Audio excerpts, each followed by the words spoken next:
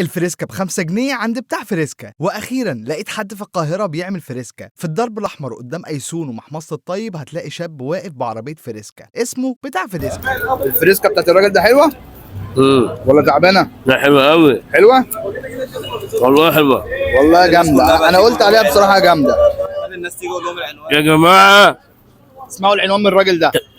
تعالوا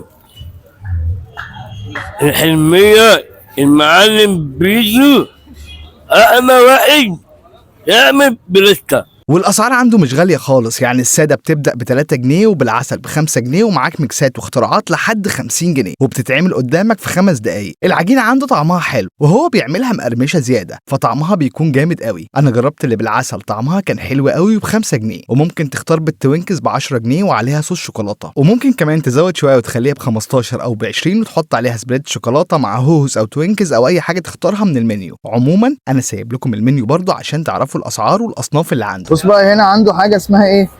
ركن الفتات، فتة فريسكا اوريو 35، هوز 35، توينكس 35. بصراحه حوار الفتات ده جديد بالنسبه لي، فهنخليه يعمل لنا واحده فته نجربها كده ونشوف ايه الفته دي.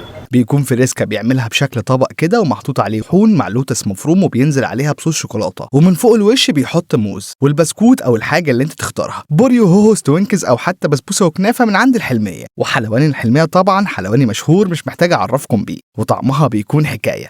والله جامده الفريسكا المتقطعه مع اللوتس اللي هو حاطه مع صوص الشوكولاته، بصراحه لا ميكس حلو، فكرتها حلوه قوي. لو انت هتخلص اللي جوه ده وبعد ما تخلص تاكل الفريسكا دي من بره ب 35 جنيه. لا احييه بصراحه على الاختراع الجامد ده.